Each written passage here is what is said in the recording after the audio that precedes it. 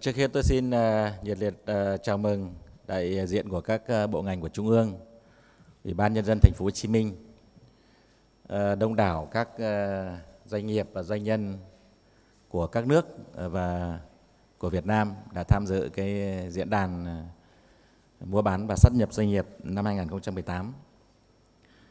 Thưa tất cả các quý vị, hôm nay thay mặt cho Chính phủ, tôi rất là vui mừng đến tham dự cái diễn đàn này được tổ chức tại thành phố Hồ Chí Minh, một cái trung tâm kinh tế và là đầu tàu động lực kinh tế của cả nước.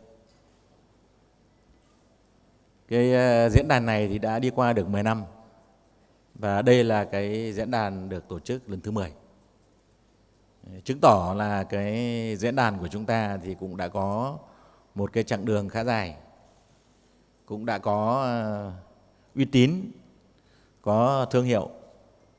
Và lần tổ chức thứ 10 này tôi thấy rất đông đảo các cái giới, các cái doanh nghiệp dự như thế này. Đây là một cái điều rất là đặc biệt. Và đây cũng chính là cái sự quan tâm của Chính phủ cũng như cá nhân tôi đối với cái diễn đàn lần thứ 10 được tổ chức năm nay. Và tôi cũng đánh giá rất là cao cái sáng kiến của báo kế hoạch, báo đầu tư và cơ quan bảo trợ là Bộ Kế hoạch Đầu tư đã kiên trì bền bỉ và tổ chức rất là thành công 10 diễn đàn của chúng ta.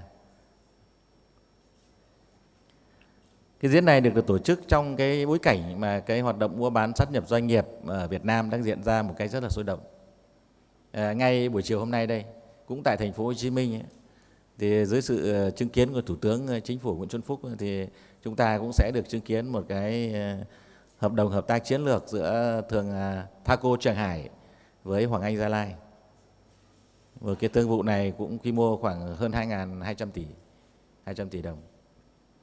Và theo như tôi được báo cáo thì 10 năm qua thì chúng ta quy mô mua bán sát nhập đã đạt cái mức là khoảng 50 tỷ đô la. Riêng năm 2016 thì đã vượt mức là 6 tỷ đô. Và đặc biệt 2017 thì chúng ta lần đầu tiên là đạt 10,2 tỷ đô la. Đương nhiên là trong cái 10,2 tỷ này nó có cái thương vụ rất là lớn là nhà nước đã bán cái vốn ở cái Sabeco, thu được gần 5 tỷ đô la, một cái thương vụ rất là lớn.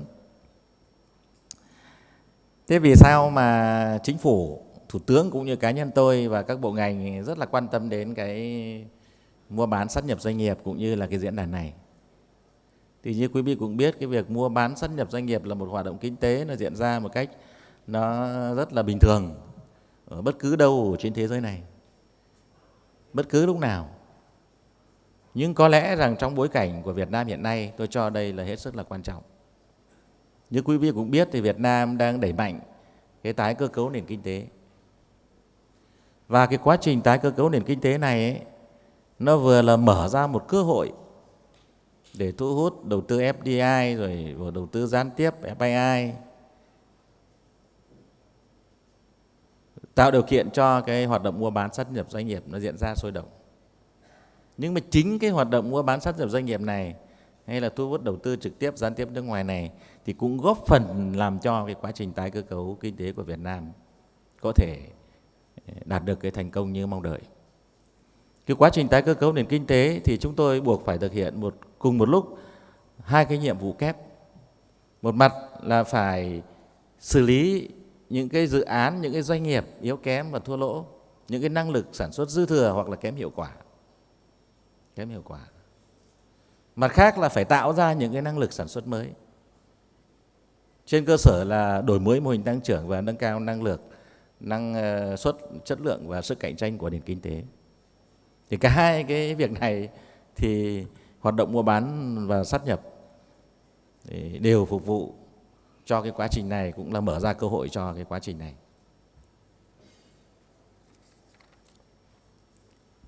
Cái chủ đề của năm nay gọi là bước ngoặt mới và kỷ nguyên mới, thì tôi cũng đã có nghiên cứu qua tài liệu và cũng nghe qua cái bài phát biểu của Thứ trưởng Bộ Kế hoạch cũng như Tổng biên tập báo Đầu tư. Và về tư cách là Phó Thủ tướng Chính phủ thì tôi cũng rất là mong muốn được lắng nghe ý kiến của các quý vị để chúng ta xem định vị tại cái diễn đàn lần thứ 10 này ấy, thì kỷ nguyên mới nó là cái gì và bước ngoặt mới nó là cái gì. Và trong bối cảnh kỷ nguyên mới và bước ngoặt mới như thế thì hành động mới là phải ra làm sao, đặc biệt là những hành động từ phía chính phủ để đáp ứng được cái yêu cầu của cái hoạt động này cũng như của doanh nghiệp. Cho nên là thực ra tôi muốn lắng nghe là chính đấy, hoặc là có thể là phát biểu sau. Thế nhưng mà ban tổ chức đã sắp đặt chương trình rồi thì không thể nào từ chối được. Thì tôi cũng muốn phát biểu một số cái ý sau đây. Một trong những vấn đề mà quý vị quan tâm là sắp tới đây cái lĩnh vực mua bán sát nhập doanh nghiệp ở Việt Nam thì nó sẽ đến từ đâu, ở những cái lĩnh vực trọng tâm nào. Thì tôi cũng xin được nói một vài cái điểm như thế này. Hiện nay Việt Nam thì đã có 5 cái lĩnh vực tái cơ cấu trọng tâm. Trước đây thì chúng tôi nói là 3. Đó là tài chính ngân hàng, đó là doanh nghiệp nhà nước, đó là đầu tư công. Nhưng bây giờ thì có thêm 2 cái lĩnh vực nữa là cơ cấu lại thu chi ngân sách, đảm bảo bền vững nợ công và cơ cấu lại hệ thống đơn vị sự nghiệp công lập. Hệ thống đơn vị sự nghiệp công lập. Cho nên tôi cũng sẽ nói một số cái khía cạnh trọng tâm trong cái hoạt động mua bán sát nhập mà liên quan đến 5 cái lĩnh vực tái cơ cấu này. Trước hết là đối với lĩnh vực tài chính và ngân hàng thì cùng với quá trình mà tăng cường cái xử lý về nợ xấu.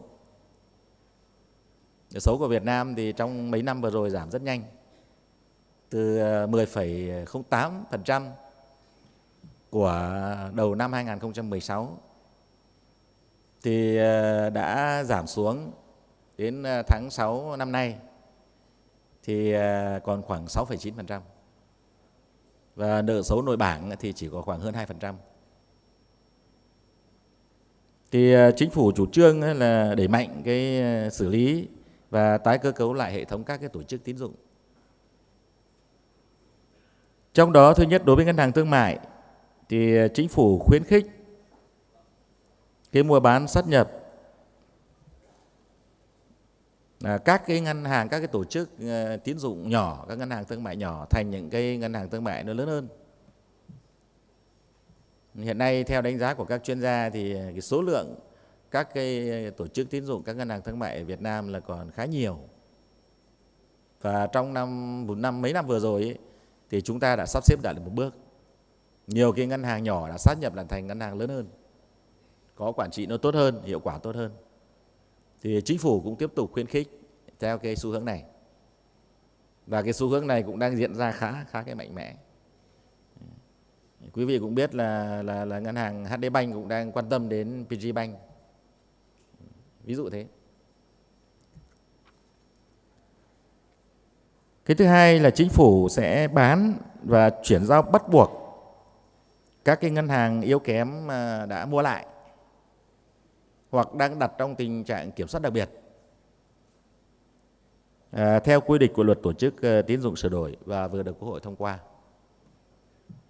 Ocean Bank, rồi ngân hàng xây dựng, ngân hàng GB Bank, và tái cơ cấu một số các cái ngân hàng mà yếu kém mà đặt vào cái diện kiểm soát đặc biệt. Sắp tới đây thì chính phủ hết sức hạn chế, có thể nói là không cấp thêm cái giấy phép cho ngân hàng 100% vốn nước ngoài tại Việt Nam. Nhưng mà cho phép một nhà đầu tư nước ngoài được mua và sở hữu một ngân hàng yếu kém này để tái cơ cấu lại, trở thành một ngân hàng 100% vốn nước ngoài tại Việt Nam. Và tôi cũng xin thông báo là hiện nay rất nhiều các cái nhà đầu tư đã và đang quan tâm đến cái lĩnh vực này. Tất nhiên thông tin thì chúng tôi không thể công bố cụ thể được. Xin thưa với quý vị, tất cả các ngân hàng này, có cả các ngân hàng trong nước, các cái nhà đầu tư nước ngoài quan tâm. Chính phủ đang muốn thu hút thêm các cái nhà đầu tư quan tâm trong lĩnh vực này để lựa chọn được các cái nhà đầu tư tốt nhất.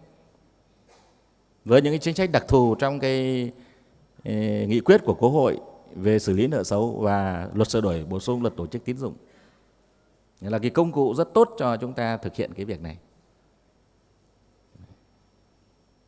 rất nhiều nhà đầu tư, rất nhiều các cái tổ chức tài chính các nước và kể cả trong nước đang quan tâm đến lĩnh vực này.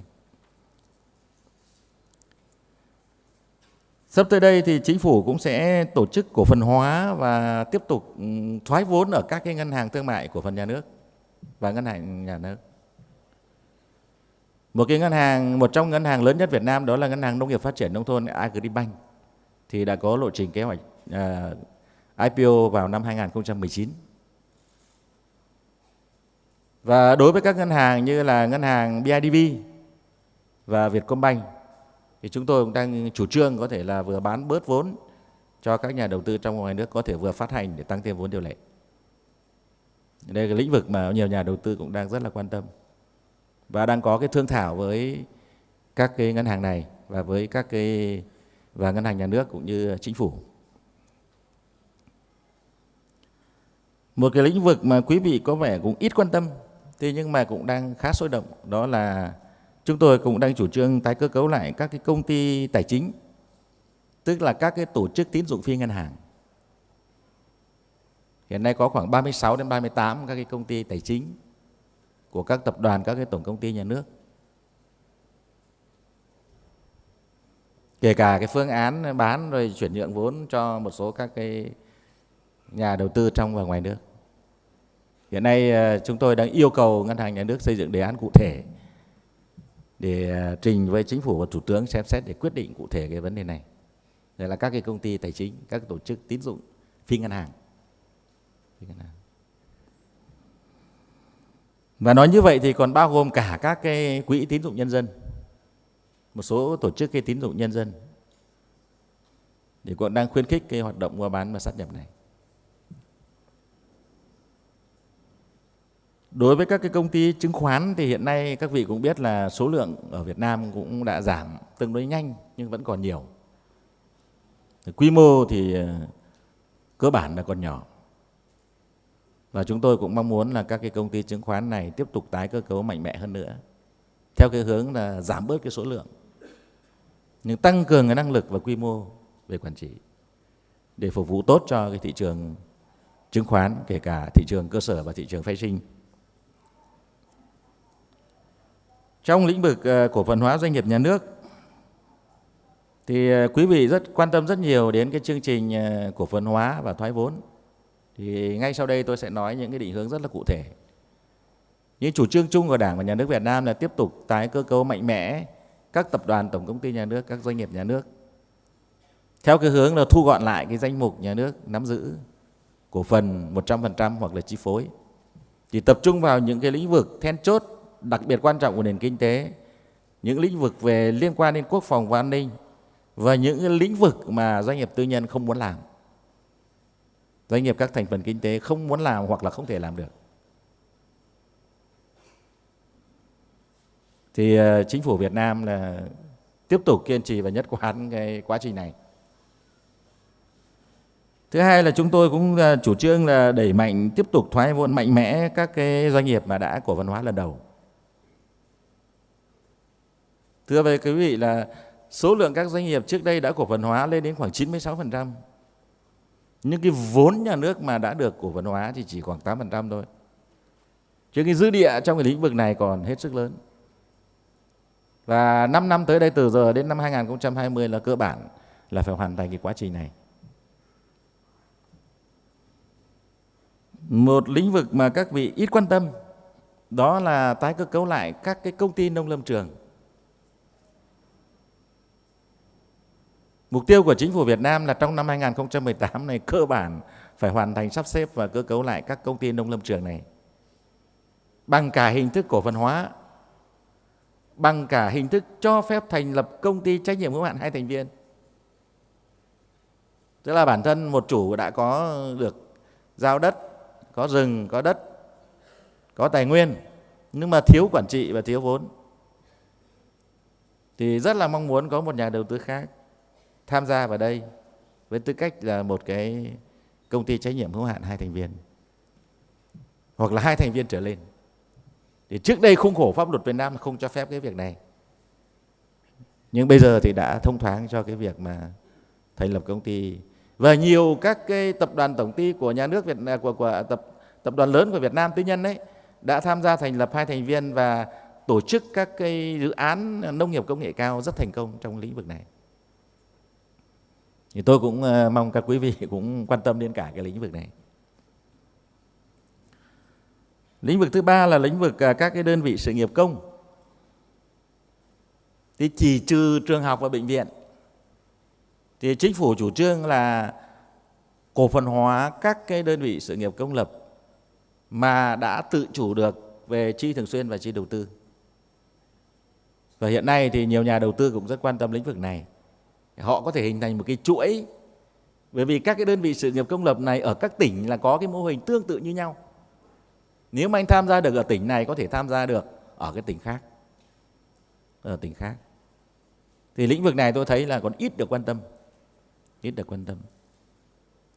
Và bản thân chúng tôi đã phê duyệt hàng trăm cái đơn vị sự nghiệp công này, phê duyệt cái chủ trương chuyển sang cái công ty cổ phần. Không chỉ là của các bộ mà của các tỉnh, thành phố trực thuộc trung ương. Bao gồm cả cổ phần hóa đối với các cái đơn vị sự nghiệp công lập này.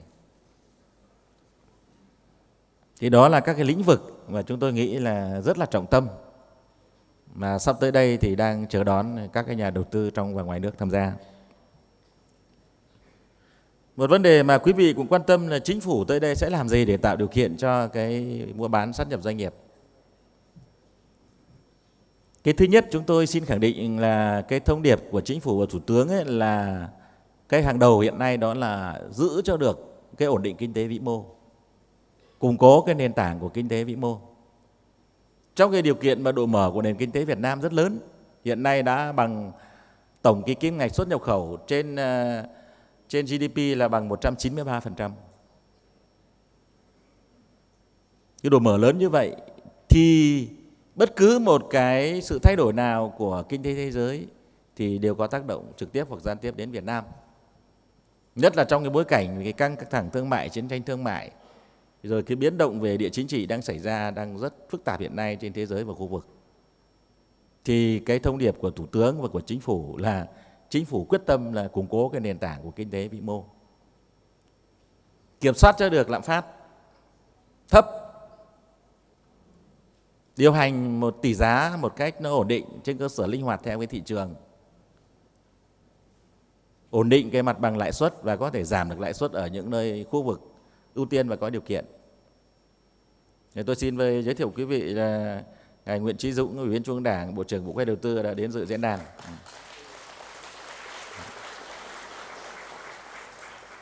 Quý vị thông cảm là vừa có một trận mưa to cho máy bay đáp xuống nó không được đúng giờ lắm, cho nên là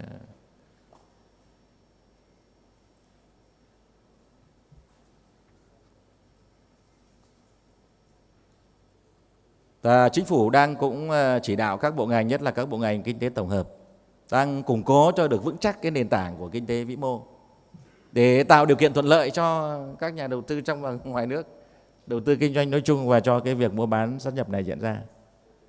Các vị quan tâm đến tỷ giá thế nào, đến lãi suất thế nào, đến lạm phát ra làm sao, đúng không ạ? Hiện nay chúng tôi đang gia cố cái này rất là chặt chẽ. Cái thứ hai là Chính phủ cũng tiếp tục hoàn thiện cái hệ thống pháp luật và tăng cường cái cải cách cái thể chế, rà soát để tiếp tục ban hành sửa đổi bổ sung các cái luật liên quan đến đầu tư và kinh doanh như luật doanh nghiệp, luật đầu tư, luật chứng khoán. Tới đây sẽ có công bố để lấy ý kiến đông đảo cộng đồng doanh nghiệp và các nhà đầu tư về các nội dung cơ bản của cái luật chứng khoán sửa đổi. Hai cái văn kiện rất là quan trọng vừa được thông qua năm vừa rồi, đó là cái nghị quyết 42 của Quốc hội về xử lý nợ xấu và luật sửa đổi luật bổ sung các luật tổ chức tín dụng. Đây là một cái nền tảng pháp lý rất là quan trọng cho cái tái cơ cấu cái lĩnh vực ngân hàng nói riêng và cái mua bán sát nhập trong lĩnh vực này, để chúng ta khung khổ pháp lý không có vướng cái gì hết. Chính phủ cũng đang tập trung hoàn thiện và bổ sung các cái văn bản hướng dẫn luật 69, luật đầu tư kinh doanh vốn nhà nước, hàng loạt các cái nghị định liên quan đến cổ phần hóa, thoái vốn thì đã được sửa đổi và đã được công bố vào đầu năm nay. Chính phủ cũng đang thành lập cái ủy ban quản lý vốn tài sản nhà nước của doanh nghiệp để thống nhất làm cái chức năng đại diện chủ sở hữu vốn nhà nước ở các tập đoàn, các cái tổng công ty. Và chúng tôi dự kiến là trong tháng 9 dương lịch này thì sẽ ban hành được cái nghị định này và ra đời để hoạt động chính thức, làm cho cái việc quản lý vốn và tài sản nhà nước một cách tập trung và được đẩy mạnh hơn. Một vấn đề nữa là chính phủ cũng sẽ tập trung để mà cải thiện môi trường đầu tư kinh doanh, nâng cao năng lực cạnh tranh của quốc gia, tháo gỡ các cái nút thắt để mà phát triển đồng bộ 5 cái loại thị trường. Trong đó có thị trường tài chính và tiền tệ, thị trường hàng hóa và dịch vụ, thị trường bất động sản, thị trường khoa học công nghệ và thị trường lao động. Chính phủ cũng kiên quyết cắt giảm các điều kiện kinh doanh và các cái thủ tục kiểm tra chuyên ngành. Trong năm nay thì cái mục tiêu là phải ít nhất 50% điều kiện kinh doanh sẽ phải được cắt giảm. Hiện nay thì chúng tôi đã thực sự cắt giảm được khoảng 15%. Và 40% nữa thì đang nằm trên bàn của các bộ và chính phủ. Thủ tướng đã lệnh cho cái hạn là 15 tháng 8 này là phải trình lên để chính phủ là ký duyệt cái này. Và các thủ tục kiểm tra chuyên ngành thì cũng phải cắt giảm khoảng 50% này. Thì trên cơ sở cái môi trường đầu tư kinh doanh được cải thiện này ấy, thì tạo điều kiện cho các hoạt động sản xuất và kinh doanh nói chung, và trong đó có cái việc thành lập mới doanh nghiệp hoặc là hoạt động mua sắm, mua bán và sát nhập doanh nghiệp. Một số các cái công việc mà để mạnh cái việc cổ phần hóa và thoái vốn và ở các cái lĩnh vực thì tôi cũng xin nói nhanh như thế này. Về cổ phần hóa và thoái vốn thì chúng tôi xin đề nghị quý vị là lưu ý hai cái văn bản rất là quan trọng. Đó là văn bản 991 ngày 10 tháng 7 năm 2017 và văn bản số 1232 ngày 17 tháng 8 năm 2017. Lần đầu tiên từ trước đến nay là chính phủ công bố công khai các cái danh mục, các cái doanh nghiệp nhà nước phải hoàn thành cổ phần hóa lần đầu và danh mục thoái vốn nhà nước từ nay cho đến 2020. Chi tiết theo từng năm một và có địa chỉ cụ thể ở từng bộ ngành, từng lĩnh vực một. Thì cái này là tạo điều kiện cho các nhà đầu tư để có thể có cái lựa chọn, có cái cân nhắc, có cái xây dựng chiến lược. Công bố hết tất cả rồi. Tất nhiên nó có cái chuyện độ trễ, có những thứ năm 27 thì nó lại chuyển 28. 28 thì có thể nó chậm để ra 29. Ví dụ như đối với cái văn bản liên quan đến cổ phần hóa lần đầu 991 đấy, thì dự kiến từ nay đến 2020 thì chúng tôi phải hoàn thành cổ phần hóa 127 cái doanh nghiệp nhà nước. Trong đó có quy định rõ nhà nước nắm giữ lớn nhất là 65%. Loại thứ hai là 51%. Và loại thứ ba là dưới 51%, có nghĩa là bán đến 0%. Thoái ngay từ lúc đầu đến hết. Kế hoạch của 27, 18, 19, 20 là 127 doanh nghiệp. Trong đó thành phố Hồ Chí Minh là có khoảng 39 cái danh mục.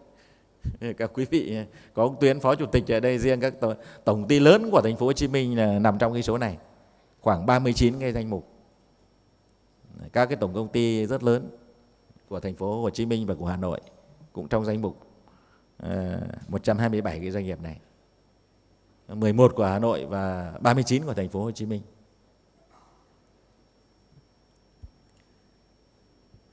Nó cái điểm khác biệt rất lớn so với trước đây là số lượng doanh nghiệp cổ phần hóa lần đầu này thì ít, nhưng mà tổng giá trị vốn mà cổ phần hóa thì rất lớn.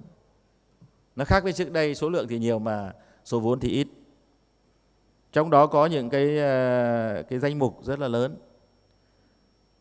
Trong lĩnh vực năng lượng thì có 3 cái công ty mà đã hoàn thành cổ phần hóa lần đầu mà tiếp tục đang đàm phán với các nhà đầu tư chiến lược. Đó là lọc hóa dầu Bình Sơn, đó là PV Oil, đó là PV Power, tổng công ty điện lực của tập đoàn Dầu khí Quốc gia Việt Nam.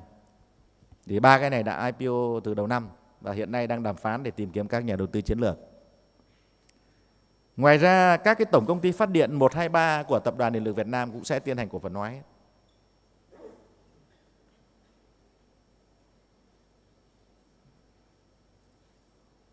Trong cái danh mục từ nay đến 2020 thì chúng tôi cũng cổ phần hóa cả công ty mẹ của Tập đoàn Công nghiệp Than khoáng sản Việt Nam, TKV. Về lĩnh vực viễn thông như là công ty mẹ của Tập đoàn VNPT hay là cổ phần hóa Vinaphone, Mobile Phone, rồi VTVCap.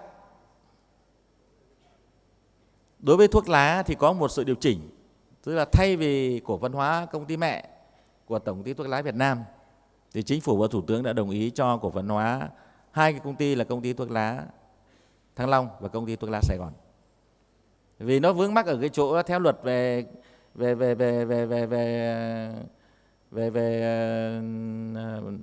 kinh doanh thuốc lá thì cái tỷ lệ nhà nước phải nằm trong các liên doanh về thuốc lá phải đạt sở hữu là 51%. Hiện nay chúng tôi có 2 liên doanh. Nếu mà cổ phần hóa công ty mẹ sẽ bị phạm vào cái điều kiện này. Chứ có cái điều chỉnh là thay cho cổ phần hóa công ty mẹ thì sẽ cổ phần hóa 2 công ty con. Hiện nay đang lên kế hoạch rất gấp rút để tổ chức thực hiện. Trong lĩnh vực nông nghiệp thì các cái tổng công ty như Vinafood 1, Vinafood 2, Tổng công ty cà phê, Tập đoàn Cao su Việt Nam đã hoàn thành cái IPO lần đầu và cũng đang tìm nhà đầu tư chiến lược. Tập đoàn hóa chất thì cũng sẽ cổ phần hóa công ty mẹ. Ngoài ra như tôi nói là có một số lượng danh mục rất dài của thành phố Hà Nội và thành phố Hồ Chí Minh. Về cái bán vốn nhà nước thì từ nay cho đến 2020 là chúng tôi có một cái danh mục khoảng 398 cái doanh nghiệp phải bán vốn theo cái quyết định 1232 ngày 17 tháng 8 năm 2017. Trong đó lớn nhất tập trung vào năm 2017, 2018 lần lượt là 135 và 181 danh mục. Thì quý vị có thể tham khảo cái này để lựa chọn cho mình các cái danh mục đầu tư nó phù hợp.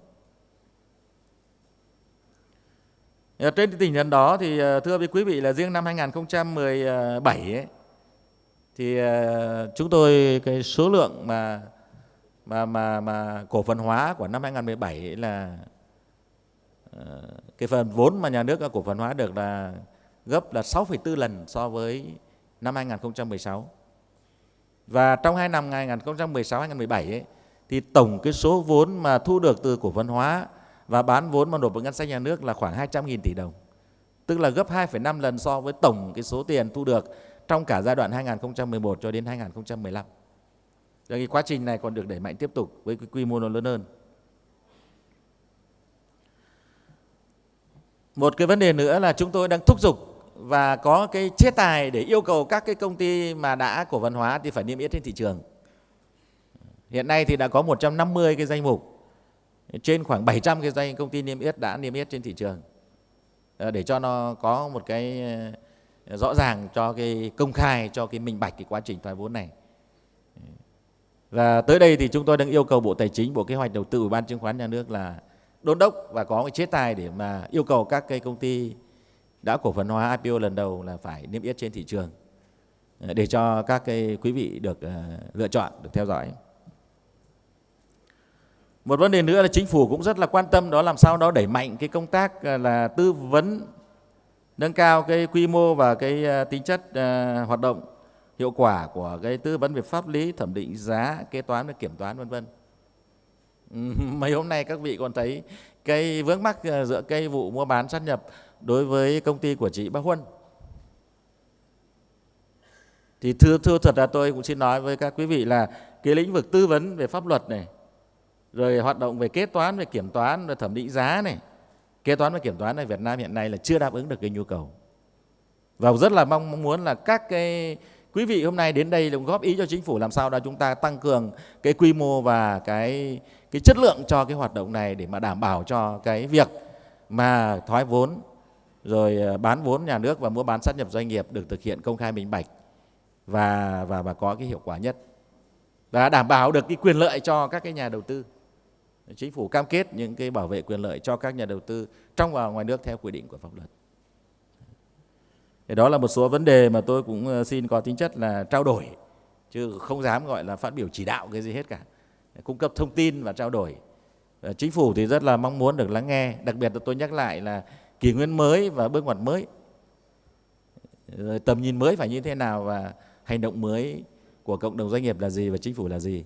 Thì tôi và Bộ trưởng Kế hoạch Đầu tư Nguyễn Chí Dũng cũng các quan chức của các bộ đây thì sẵn sàng lắng nghe các quý vị.